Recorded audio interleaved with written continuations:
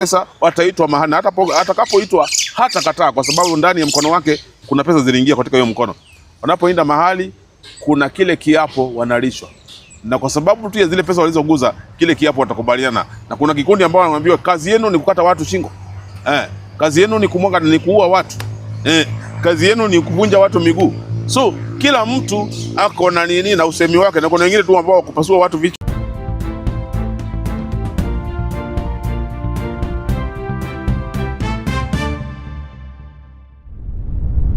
Hello guys, Zogalfe hii na tuko ndani ya Penina Rasugu Media na Kenya Digital News. So guys, leo hii tumetafuta Bishop Israel Yohana, manake kuna story inatembea pale kwa mtandao na watu wengi wameshangaa kwa nini nyoka inapatikana kwa bus. Mtu amebeba nyoka kutoka Tanzania na akashikwa pale na manga. So acha tualike Bishop Israel Yohana aweze kutuambia hii inamaanisha nini na hii nyoka ni ya nani. Karibu sana Bishop. Asante sana. Nawashukuru sana nyinyi mnaonitazama popote mlipo katika dunia nzima, na niko hapa pia niwaeleze kile kinachoendelea katika ulimwengu wa roho na pia ulimwengu wa siasa katika nchi ya Kenya. Kwa kawaida tumeona kwamba wanasiasa hapa inapofikia uchaguzi, wengi wanatafuta nguvu kutoka sehemu nyingi. Wengine wanatafuta nguvu kutoka Tanzania, wengine wanatafuta nguvu kutoka Nigeria, wengine wanatafuta nguvu kutoka Mombasa na Kitui tu, mradhi kwamba wakuwe famous na waweze kukubalika na watu. Maana yake unakuta kwa uongozi wa sasa wanaochaguliwa wengi hawachaguliwi kwa sababu wanapendwa na wananchi. Wanachaguliwa tu kwa sababu unakuta kwamba kuna nguvu fulani ambazo wako nazo na kuna semi fulani tu ambazo wako nazo ambazo si za kawaida, na unakuta kwamba unajikuta tu kwenye mtego wa kuchagua yule mtu bila ya kumpenda. Kuna yule nyoka ambaye aliyepatikana pale kwenye mpaka ama kwenye sanduku akija nchi ya Kenya, na labda nitawaambia huyu nyoka alikuwa wa nani. Huyo nyoka ni mmoja wa baadhi ya wanasiasa ambao ni maarufu sana hapa nchini. Maana wanasiasa wengi hapa hivi wanatawala kupitia kwa nguvu ambazo ni giza. Na ukienda katika nyumba za wanasiasa nyingi utakuta kwamba wamefuga vitu ambavyo si za kawaida. Kuna wengine wako na chatu katika nyumba zao, na huyo chatu unawaletea pesa. Na utakuta wanasiasa wengi wakati wa kufanya kampeni unashindwanga hizi mamilioni ya pesa zinatolewa wapi. Na unakuta labda tu ni mbunge analipwa tu mshahara ambao ni labda ni wa milioni moja tu katika ama ni chini ya milioni moja mwisho wa mwezi. So unakuta huyu wakati wa kampeni anamwaga pesa kama mchanga. So unashindwa zile pesa zinatoka wapi. So nyoka kama huyo anapokuja anamwezesha kupata pesa na nguvu za giza. Na huwa si nyoka wa kawaida, kwa sababu anapofika kwa yeye ni nyoka tu mchana, lakini anapofika kwa nyumba pale huwa anajigeuza na anakuwa ni mtu. Na anapojigeuza anaweza enda mpaka hata kwenye benki achukue pesa kwenye benki, achukue pesa kutoka sehemu yoyote, na anapochukua zile pesa ndio unafanya nazo campaign size. Na ndio natahadharisha watu wanaokimbilia kupata pesa za campaign. Hizo pesa za campaign si nzuri sana, maana yake pesa nyingi sana huwa zimetengenezwa, si pesa za kawaida zimetengenezwa.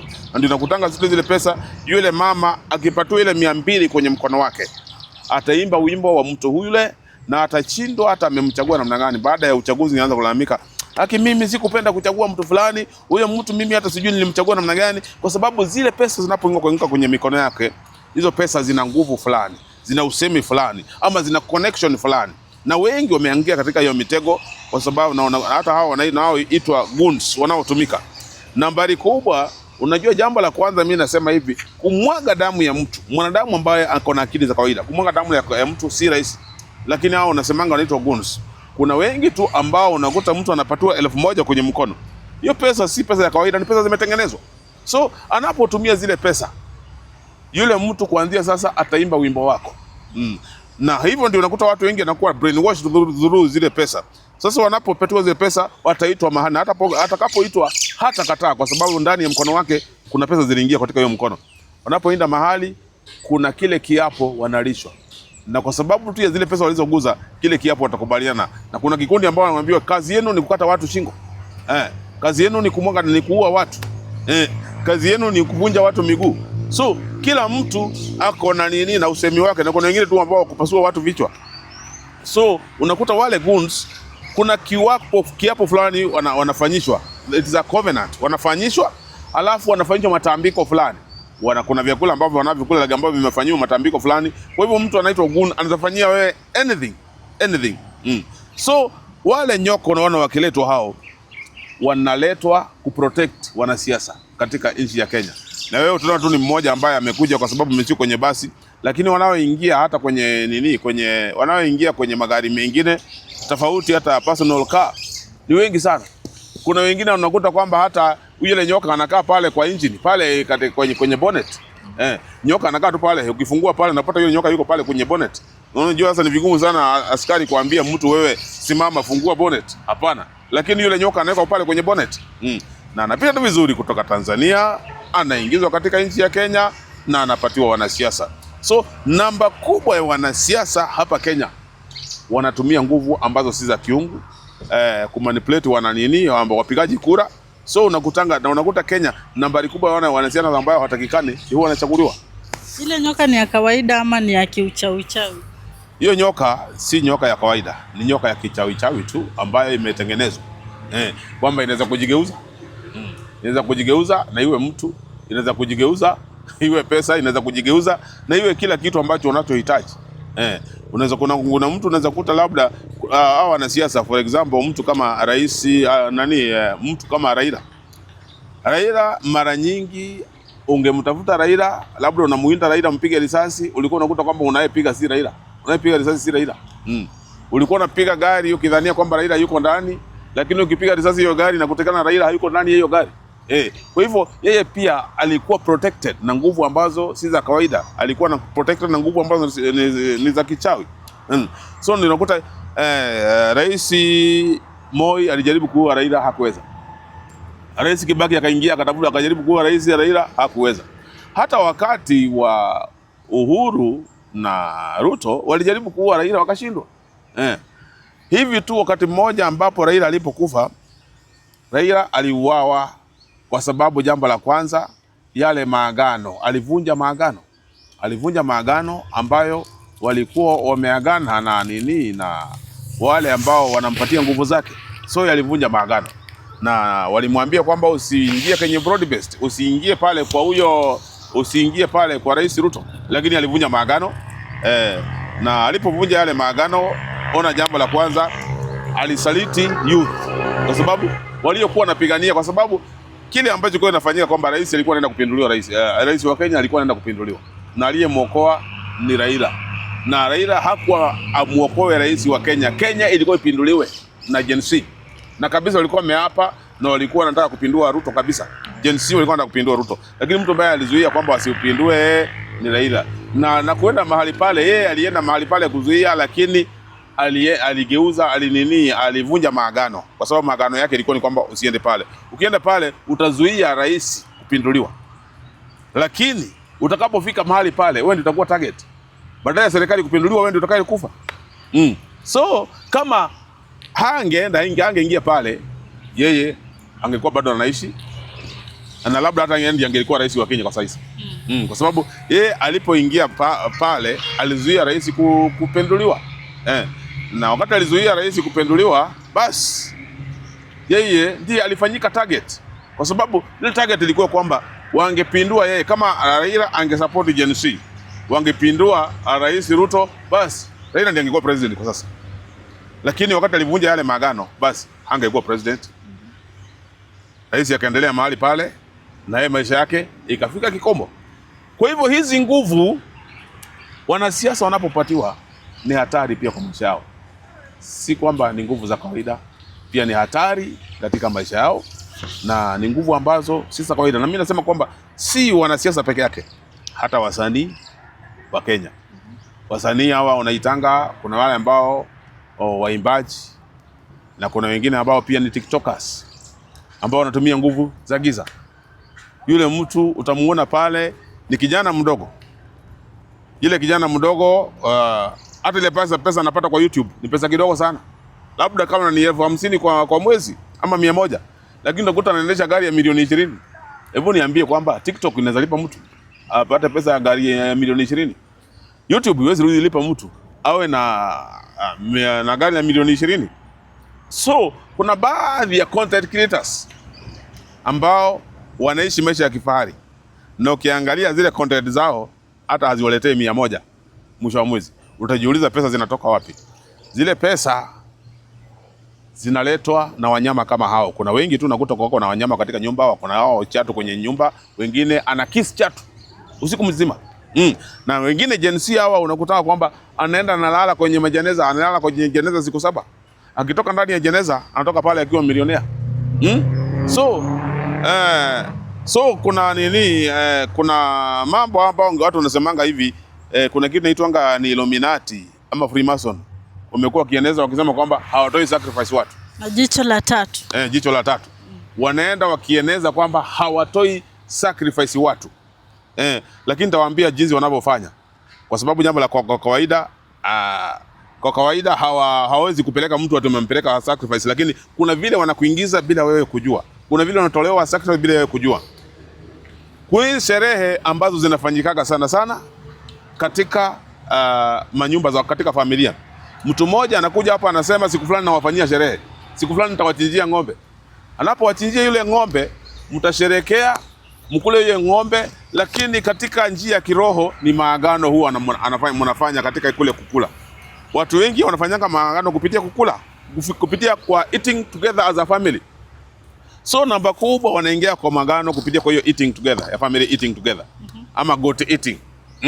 So si mikutano yote ya goat eating ambayo iko sawa katika maisha yako. Ingine ni hatari sana. Usikimbilie sana kwa goat eating, maana ni ya makazi, sijui ni goat eating ya cousins ama nini. Inakuwa ni mtu mmoja ambaye anataka kuwatoa sacrifice kama familia.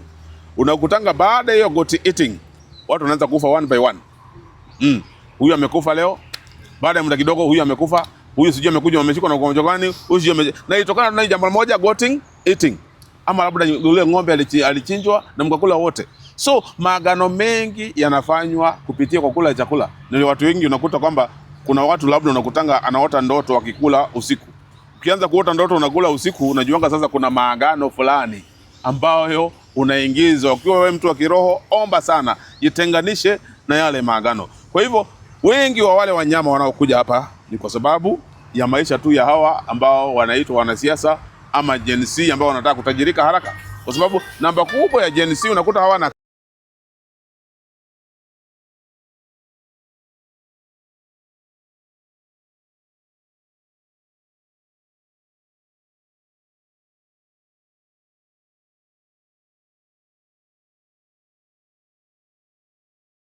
Nafikiri kwamba ushauri wangu kwa Gen Z, hivi vitu vya ambavyo vinakuja kwa haraka pia vinaondoka kwa haraka.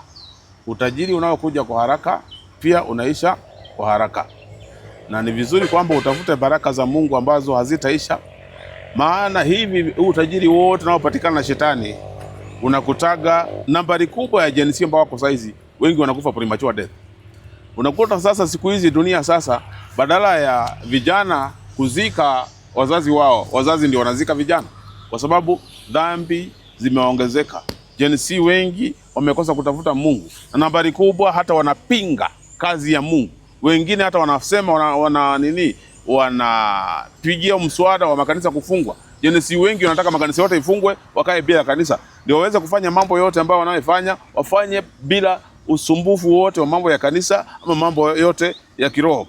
Juzi nimeona mwingine kwenye gari anasimamisha mhubiri, anahubiri, alafu anasimamisha mhubiri asihubiri, anaanza mambo yake, anaongea vituko na sarakazi na amesimamisha mhubiri asihubiri. Hiyo inakuwa ni hatari sana. Huwezi simamisha neno la Mungu. Ndio unaweza simamisha yule mhubiri kuhubiri, lakini huwezi simamisha neno la Mungu. Na hivyo ndio unakuta wengi nambari kubwa ya Gen Z wanakufa premature death. Huwezi pigana, you cannot fight God. Nambari kubwa ya Gen Z sasa wanakufa premature death kwa sababu hawamtaki Mungu. Hawataki kusikia Mungu.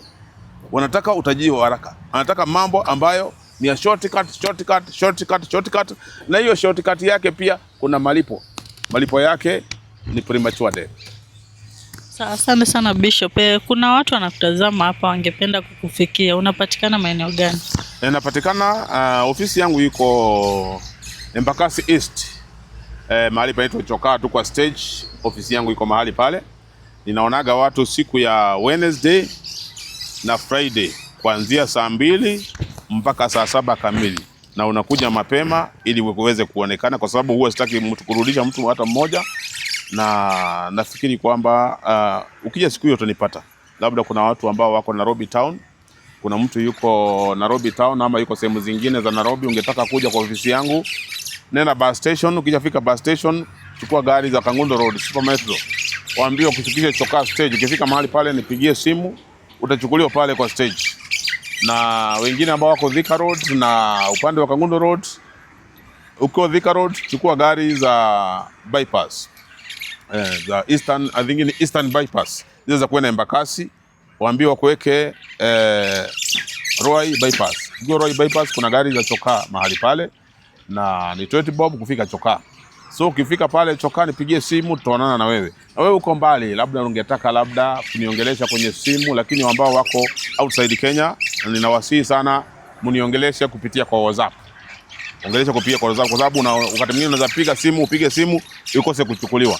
Na ukikosa kupiga simu saizi haimaanishi kwamba nikikosa kuchukua saizi nitakosa kuchukua kesho. Jaribu na piga kwa imani kwamba nitaweza kupokea, maana ninakuwa na simu nyingi sana ambazo napigiwa kwa dakika. Napigiwa simu nyingi ambayo ni maelfu ya simu. So unapopiga simu, piga kwa imani na uamini kwamba nitachukua. Na ukiona kwamba sijachukua, andika, wale ambao wako outside Kenya, andika kwenye WhatsApp na uniandikie kwamba uniambie unataka kuongea na mimi. Nafikiri nitakupatia saa na wakati mwafaka na wa kuongea na mimi. Natumai kwamba tutaongea one by one na Mungu ataonekana katika tatizo lako. Tuna pia foundation ya kusaidia wamama kwenye slums. Mungu aliniita kwenye slums, alinituma kwenye slums nifungue kanisa. Slums mahali ambapo hakuna sadaka, mahali ambapo hakuna hiyo tithe, mahali ambapo hakuna hiyo panda mbegu. So huko slums huko Mungu alinipeleka tu huko nikuwe msaada kwa wale watu wako mahali pale. Na pia wewe unaweza ungana na mimi na kuwe msaada pale. Kwa pia tunahitaji donation yako ya nguo, viatu. Pia tunahitaji donation tu kwa support yoyote, hata kama ni unga moja.